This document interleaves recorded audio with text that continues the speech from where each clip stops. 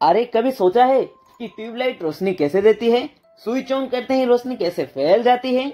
Topic को start करने से पहले हम दो टर्म्स को समझ लेते हैं। एक है ग्राउंड स्टेट जो कि स्टेबल होता है और इसकी एनर्जी कम होती है, और दूसरा है एक्साइटेड स्टेट जो कि अनस्टेबल होता है और इसकी एनर्जी हाई होती है। आपको एक क्वेश्चन आ रहा होगा कि ग्राउंड स्टेट तो स्टेबल है फिर भी इसकी एनर्जी कम क्यों है और एक्साइटेड की ज्यादा क्यों? हम इसे एक एग्जाम्पल से समझ सकते हैं। स्लीपिंग के टाइम हमारी एनर्जी कम होती है और हम स्टेबल फील करते हैं।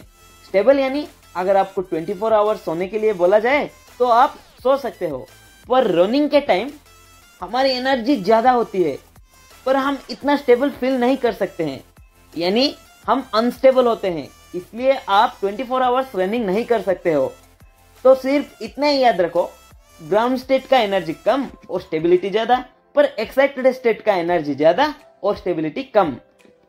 तो जब भी मॉलिक्यूल्स एक्साइटेड स्टेट में चला जाता है, कुछ देर उस स्टेट में रहने के बाद फिर वो ग्राउंड स्टेट में आ जाता है एनर्जी छोड़ के।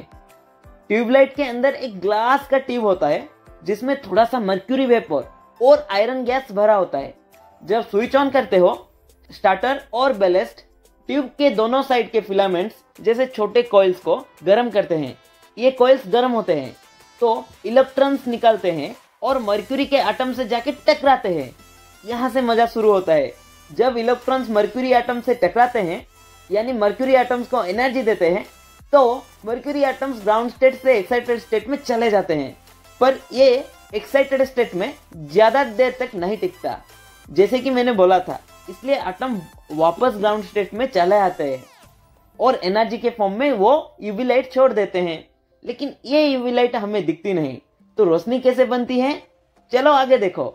ट्यूब के अंदर की दीवारों पर फास्फोर पाउडर की कोटिंग होती है। ये फास्फोर यूवी लाइट को ऑब्जर्व करता है और ये फास्फोर भी एक्साइटेड स्टेट में चला जाता है, और जब ये ग्राउंड स्टेट में रिटर्न होता है तो एनर्जी के फॉर्म में विजिबल लाइट को छोड़ता है।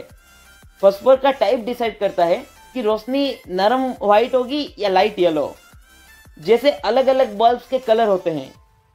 तो मर्क्यूरी यूवी लाइट बनाता है और फास्फोर उसको रोशनी में बदलता है।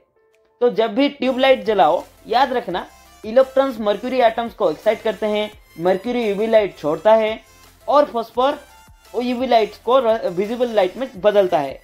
ये साइंस इतना कूल है कि ट्यूबलाइट एक जमाने में सुपर हिट थी। अगर ये एक्सप्लेनेशन पसंद आया तो लाइक ठोको, कमेंट में बताओ क्या और समझना है, और सब्सक्राइब करो ताकि अगला 3 मिनट्स का साइंस एडवेंचर ना छूटे।